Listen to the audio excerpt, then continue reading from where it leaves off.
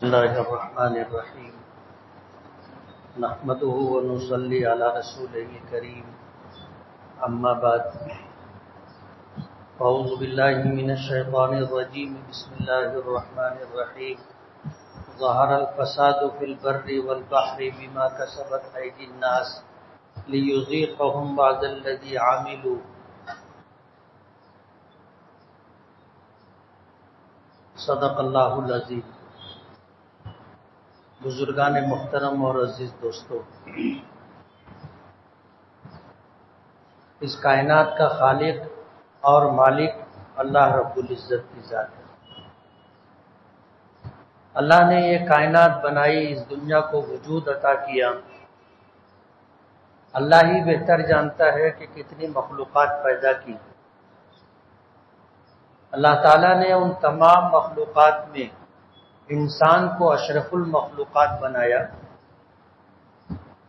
اور پوری کائنات میں جتنی مخلوقات ہیں چھوٹی یا بڑی، سب کو انسانوں کی خدمت پر مامور کیا۔ اللہ تعالیٰ نے انسانوں کو اس دنیا میں خاص مقصد کے تحت بھیجا ہے، اور ہمارے اور آپ کے آنے کا مقصد یہ ہے کہ اس دنیا میں اللہ تعالیٰ کی ذات کو، صفات کو، انبیاء کرام علیہم السلام کو بحیثیت نبی و رسول تسلیم کرنا۔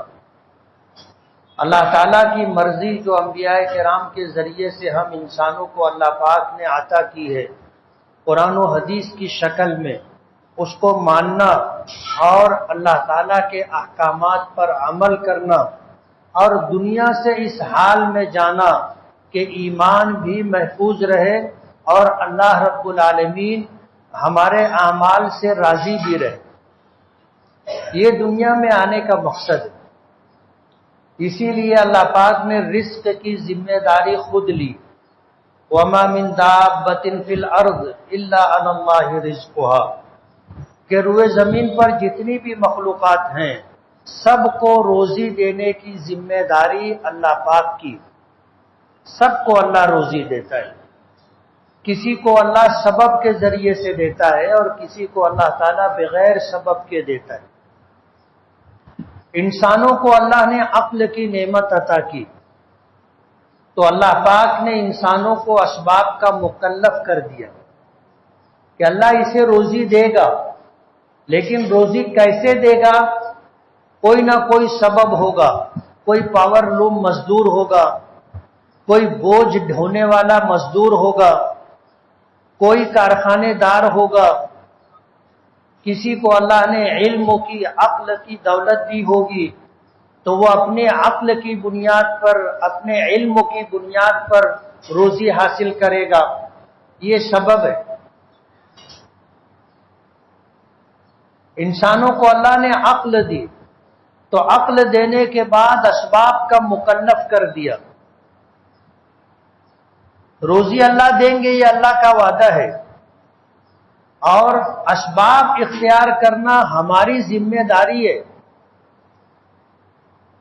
یہ نبی کریم صلی اللہ علیہ وسلم کی سنت ہے۔ تو اسباب اختیار کریں گے تو اللہ روزی دے گا۔ انسانوں کے علاوہ پوری دنیا میں جتنی مخلوقات ہیں اللہ پاک سب کو بغیر سبب کے روزی دیتا ہے۔ وہ کوئی نوکری نہیں کرتے، کسی کے یہاں ملازمت نہیں کرتے، صبح اٹھتے ہیں اللہ کو یاد کرتے ہیں، اللہ کا ذکر کرتے ہیں، اللہ انہیں زندگی بھی دیتا ہے، رزق بھی دیتا ہے۔ تو انسانوں کے علاوہ تمام مخلوقات کو اللہ بغیر سبب کے روزی دیتا ہے۔ اس میں جنات و شیاطین بھی ہیں، وہ بھی کسی کے یہاں نوکری نہیں کرتے، کسی کے یہاں ملازمت نہیں کرتے، بلکہ حدیث پاک میں آتا ہے کہ ہم جو گوشت کھا کر کے ہڈیاں پھینک دیتے ہیں، ان ہڈیوں پر اللہ پاک جنات و شیاطین کو اس سے زیادہ گوشت دیتا ہے جو ہم استعمال کر چکے۔ اسی لیے کہتے ہیں کہ ان ہڈیوں کو گندی جگہوں پر، ناپاک جگہوں پر، نالی میں نہیں ڈالنا چاہیے، ان ہڈیوں کو کسی صاف ستھری جگہ پر رکھنا چاہیے، اس لیے کہ یہ جنات کی غذا ہے، جنات و شیاطین۔ ہمارے جانوروں کو ہم چارہ کھلاتے، ہمارے جانوروں کی جو لید ہوتی ہے وہ ان کے جانوروں کا چارہ ہے، تو اللہ ان کو بھی بغیر سبب کے روزی دیتا ہے۔ لیکن انسان اسباب کا مکلف ہے، اور دوسری تمام مخلوقات بغیر سبب کے اللہ پاک کی طرف سے روزی پاتی۔ لکھنے والوں نے لکھا ہے کہ جب دوسری کوئی قوم، دوسری کوئی مخلوق جس دن اللہ کے احکام سے سرتابی کرتی ہے، اللہ کا ذکر نہیں کرتی ہے، وہ دن اس کی زندگی کا آخری دن ہوتا ہے۔ درخت ہو، اللہ کا ذکر کرتا ہے، اللہ اسے باقی رکھتا ہے۔ جس دن اللہ کا ذکر نہیں کرتا وہ درخت کاٹ دیا جاتا ہے۔ مچھلیاں اللہ کا ذکر کرتی ہیں، جس دن اللہ کا ذکر نہیں کرتی وہ جال میں یا گل میں پھنس جاتی ہے۔ جنگل میں رہنے والے جانور جس دن اللہ کا ذکر کرتے ہیں وہ دن ان کی زندگی کا دن ہوتا ہے، جس دن اللہ کا ذکر نہیں کرتے وہ شکار کر لیے جاتے۔ ایک انسان ہے کہ اللہ نے اس کو سبب کا مکلف کیا ہے، اس لیے اگر اللہ کی نافرمانی بھی کرے تو اللہ اس کی زندگی ختم نہیں کرتے۔ اللہ نے اسباب کا مکلف کیا، باقی تمام مخلوقات کو اللہ بغیر سبب کے روزی دیتا ہے، تو ان کو اس بات کا مکلف کیا ہے کہ وہ ہر دن اللہ کو یاد کریں، اللہ کا ذکر کریں تو زندگی ملے گی۔ اللہ کا ذکر نہیں کریں گے، غفلت میں دن گزرا، وہ ان کی زندگی کا آخری دن ہوگا۔ یہ اس دنیا کا نظام ہے جو اللہ نے بنایا ہے۔ لیکن اللہ نے ہم انسانوں کو اسباب کا مکلف کیا، تو اللہ کی نافرمانی کرنے کی وجہ سے، اپنی ذمہ داریوں اور اپنے فرائض میں کوتاہی کرنے کی وجہ سے اللہ تعالی ہمیں زندگی سے محروم نہیں کرتا، لیکن اللہ پاک کی طرف سے پکڑ آتی ہے۔ قرآن کریم کی جس آیت کی میں نے تلاوت کی، اللہ پاک فرماتے ہیں ظہر الفساد فی البر والبحر بما کسبت ایدی الناس لیذیقہم بعد الذی عملوا لعلہم یرجعون، کہ روئے زمین پر خشکی میں، تری میں فساد پھیل گیا۔ ظہر الفساد فی البر والبحر، کیوں؟ بما کسبت ایدی الناس، لوگوں کے گناہوں کی وجہ سے، لوگوں کی بدعمالیوں کی وجہ سے، لوگوں کی نافرمانیوں کی وجہ سے، اللہ کے احکامات سے سرتابی کی وجہ سے، نبی کے طریقے کو چھوڑ دینے کی وجہ سے روئے زمین پر خشکی ہو، تری ہو، فساد پھیل گیا ہے، لوگوں کی ان کوتاہیوں کی وجہ سے۔ بعد الذی عملوا، جو گناہ ہم کرتے ہیں، ہر گناہ پر اللہ سزا نہیں دے رہا ہے۔ اگر ہر گناہ پر اللہ سزا دینے لگ جائے تو جینا مشکل ہو جائے گا۔ بعض الذی عملوا، بعض ان لوگوں کی وجہ سے جنہوں نے گناہ کیا، اللہ پاک کی طرف سے حالات آتے ہیں، عذاب آتا ہے، سزائیں ملتی ہیں۔ یہ ہماری بدعمالیوں کی وجہ سے۔ حدیث پاک میں آتا ہے کہ زمین سے جیسے اعمال آسمان پر جاتے ہیں، اللہ پاک کی طرف سے اسی طرح کے فیصلے نازل کیے جاتے ہیں۔ ہمارے اعمال اچھے ہوں گے، اللہ کو راضی کرنے کی کوشش ہوگی، اللہ پاک کی طرف سے حالات بہتر سے بہتر ہوں گے۔ آج دنیا میں رہنے والے لوگ، مختلف مذاہب کے ماننے والے، مسلمانوں کے علاوہ جتنی قومیں ہیں، ان تمام قوموں نے مادی اسباب پر محنت شروع کی۔ بارش کیوں نہیں ہو رہی ہے؟ اس کے لیے مادی اسباب تلاش کرتے ہیں۔ کہ ہوا کا رخ ایسا ہے، سمندروں میں ماحول ایسا ہے، اس لیے مانسون نہیں ہے، بارش کم ہوگی نہیں ہوگی، مادی اسباب تلاش کرتے، اور ہم بھی ان کی دیکھی دیکھا، ہم بھی اسی راستے پر چل پڑے، جبکہ کرنے والی ذات اللہ پاک کی۔ اس کائنات میں وہی ہوتا ہے جو اللہ کا فیصلہ ہوتا ہے۔ جب لوگ اللہ کو راضی کرنے والے اعمال کرتے ہیں، اللہ راضی ہو جاتا ہے، تو پھر موسم بگڑتا نہیں ہے، وقت پر بارش ہوتی ہے، ضرورت کے مطابق بارش ہوتی ہے، اور زمین اللہ کے حکم سے انسانوں کی ضرورت کی ہر چیز پیدا کرتی۔ اللہ راضی ہوگا، وقت پر بارش ہوگی، وقت پر سردی، وقت پر گرمی، وقت پر بارش ہوگی۔ اللہ راضی ہوگا، زمین انسانوں کی ضرورت کی ہر چیز مہیا کر کے دے گی۔ اور جب اللہ کو ناراض کرنے والے اعمال انسان اختیار کرتا ہے، تو پھر موسم اپنے وقت پر نہیں ہوتا، بارش وقت پر نہیں ہوگی، سردی گرمی بارش وقت پر نہیں ہوگی۔ اور ظاہر بات ہے جب ان میں تخلف ہوگا، موسم بے موسم ہو جائے گا، تو پھر سارے حالات انتظامات بدل جاتے۔ تو انسان اسباب کا مکلف ہے، اللہ اس کو روزی سبب کے ذریعے سے دیتا ہے، لیکن ہم لوگوں کو دوسروں کی طرح سوچنے کی ضرورت نہیں ہے۔ ظاہر بات ہے ہوا کا رخ بتاتا ہے، ہوا کون چلاتا ہے؟ سمندروں میں سردی گرمی ہوا کا دباؤ کم دباؤ کون بناتا ہے؟ اللہ پاک بناتے ہیں۔ اور جب اللہ ہم سے راضی ہوگا تو یہ سب کچھ ٹھیک ٹھاک ہوگا، اللہ ہم سے ناراض ہوگا تو یہ سب کچھ ٹھیک ٹھاک نہیں رہے گا۔ ہم مسلمانوں کو اس پر غور کرنے کی ضرورت ہے۔ نبی کریم صلی اللہ علیہ وسلم نے فرمایا کہ جب کوئی قوم بد عہدی کرتی ہے، وعدہ خلافی کرتی ہے، تو اللہ پاک کی طرف سے حالات آتے ہیں۔ جب کسی قوم میں بے حیائی عام ہوتی ہے، زنا کاری بدکاری عام ہوتی ہے، تو اللہ تعالیٰ ان میں قتل و غارت گری کو، جب کوئی قوم وعدہ خلافی کرتی ہے تو اللہ تعالیٰ ان میں قتل و غارت گری پیدا کر دیتے، جب بے حیائی عام ہوتی ہے تو موت کو اللہ مسلط کر دیتے، اور جب کوئی قوم زکوٰۃ روک لیتی ہے تو اللہ بارش کو روک لیتے۔ اللہ کے فیصلے ہمارے اعمال سے جڑے ہوئے ہیں، ہمارے اعمال جیسے ہوں گے اللہ پاک کی طرف سے فیصلے ویسے ہوں گے۔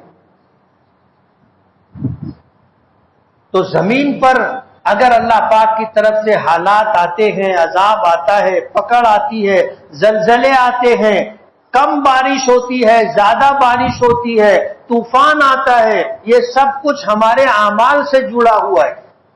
کرنے والی ذات اللہ پاک کی۔ بارش کون برساتا ہے؟ اللہ برساتے، کسی حکومت کے ہاتھ میں نہیں ہے۔ حکومت کے ہاتھ میں ہوتا تو جو چاہتے وہ ہوتا، لیکن اس کائنات میں نظام اللہ پاک کا چلتا ہے۔ بڑے سے بڑے حکمراں کو بھی اس میں کوئی عمل دخل نہیں ہے۔ پچھلے دنوں آپ نے اخبارات میں پڑھا ہوگا کہ دبئی جیسے شہر میں بارش نہیں تھی، سائنسدانوں نے سجھایا، حکومت وقت نے جو آسمان پر بادل تھا اس پر کوئی کیمیکل چھڑکا، اتنی بارش ہوئی کہ پورے دبئی میں سیلاب آ گیا۔ آپ نے اخبارات میں پڑھا ہوگا۔ ظاہر بات ہے یہ کسی کے اختیار کی بات نہیں ہے، اللہ جو چاہتے ہیں وہ ہوتا ہے۔ ماضی اگر آپ دیکھو گے قوموں پر اللہ پاک کی طرف سے عذاب آیا، حالات آئے، تو اس کا کوئی نہ کوئی سبب تھا، اور ان اسباب اور گناہوں کو اختیار کرنے کی وجہ سے اللہ پاک کی طرف سے حالات آئے تھے۔ آج اگر بارش نہیں ہے تو یہ ہماری بدعمالیوں کا نتیجہ ہے۔ اللہ تعالیٰ اپنے بندوں پر ذرہ برابر بھی ظلم نہیں کرتا۔ وَمَا رَبُّكَ لَيْسَ بِظَلَّامٍ لِّلْعَبِيدِ، اللہ اپنے بندوں پر کبھی بھی ظلم نہیں کرتا۔ حالات اگر ہم پر آتے ہیں تو وہ ہماری بدعمالیوں کی وجہ سے آتے۔ وَمَا أَصَابَكُم مِّن مُّصِيبَةٍ فَبِمَا كَسَبَتْ أَيْدِيكُمْ وَيَعْفُو عَن كَثِيرٍ، کہ تم پر جو عذاب آتا ہے، جو مصیبت، جو پریشانیاں، بیماری کی شکل میں، طوفان کی شکل میں، خشک سالی کی شکل میں، قحط سالی کی شکل میں، سیلاب کی شکل میں، بیماریوں اور وباؤں کی شکل میں، پریشانیوں کی شکل میں، رزق کی تنگی کی شکل میں، یہ سب تمہاری بدعمالیوں کی وجہ سے۔ وَيَعْفُو عَن كَثِيرٍ، اور کتنی تمہاری نافرمانیاں، تمہاری بدعمالیوں کو اللہ معاف کر دیتا ہے، نظر انداز کر دیتا ہے۔ اگر ہر گناہ پر اللہ سزا دینے لگ جائیں، زندگی اجیرن ہو جائے گی۔ اس لیے غیروں کی طرح ہمیں نہیں سوچنا ہے، ہمیں دینی نقطۂ نظر سے سوچنا ہے، مذہبی نقطۂ نظر سے سوچنا ہے کہ بارش کیوں نہیں ہو رہی۔ قرآن و حدیث کے دیکھنے سے معلوم ہوا کہ ہمارے گناہوں کی وجہ سے، ہماری نافرمانیوں کی وجہ سے بارش رکی ہوئی۔ سب سے پہلے ہمیں توبہ و استغفار کرنا چاہیے۔ انسانوں سے گناہ ہوتے ہیں، ہم میں سے کوئی ایسا نہیں ہے جس سے گناہ نہیں ہوا۔ کسی سے کم گناہ ہوتا ہے، کسی سے زیادہ ہوتا ہے، ہوتا سب سے ہے۔ حضور نے فرمایا کلکم خطاؤن وخیر الخطائین التوابون، کہ تم سب کے سب خطا کار ہو، سب سے گناہ ہوتا ہے، چھوٹا بڑا، جانے میں انجانے میں ہوتا ہے، اور وجہ اس کی ہے کہ ہمارے ساتھ ہمارا نفس ہے، اور ہمارے ساتھ ہمارا دشمن شیطان لگا ہوا ہے۔ نفس امارہ اور شیطان دونوں مل کر کے ہمیں غلط راستے پر لے جانے کی کوشش کرتے، تو ہم سے گناہ ہو جاتا ہے، کبھی جانے میں کبھی انجانے میں گناہ ہوتے ہیں۔ حضور نے فرمایا کلکم خطاؤن، تم سب کے سب خطا کار، وخیر الخطائین التوابون، لیکن تم میں بہتر شخص وہ ہے کہ گناہ ہو جانے کے بعد اللہ سے توبہ کر لے۔ تو سب سے پہلا عمل ہمیں توبہ کرنا چاہیے۔ جو ہو گیا اس پر ہماری پکڑ نہ ہو، ہمیں سزا نہ ملے، ہم حالات سے، بیماریوں سے، پریشانیوں سے، قحط سالی سے دوچار نہ ہو، ہمیں اللہ سے معافی مانگنا چاہیے، اللہ سے توبہ و استغفار کرنا چاہیے۔ اور توبہ کا مطلب ہی یہی ہے کہ جو گناہ ہو رہا ہے اسے ہم پہلے چھوڑ دیں۔ دوسری چیز شرمندگی اور ندامت ہو کہ مجھ سے غلطی ہو گئی، اور تیسری چیز یہ کہ آئندہ نہ کرنے کا عزم کر لیا جائے کہ اللہ جھوٹ بولتا تھا اب نہیں بولوں گا، بے ایمانی کرتا تھا چھوڑ دیا اب نہیں کروں گا، جوا کھیلتا تھا، شراب پیتا تھا، زنا کرتا تھا، مجھ سے غلطی ہو گئی، میں نادم ہوں، چھوڑ دیا ہوں، شرمندہ ہوں، آئندہ نہیں کروں گا، یہ ہے توبہ۔ اور اگر خدا نہ خواستہ پھر ہو گئی غلطی نفس کی وجہ سے، شیطان کی وجہ سے، تو پھر اللہ سے توبہ مانگ لے، توبہ کر لے۔ ایسا نہیں ہے کہ ایک مرتبہ توبہ ہونے کے بعد اب توبہ کا دروازہ ہمارے لیے بند ہو گیا، ایسا نہیں ہے۔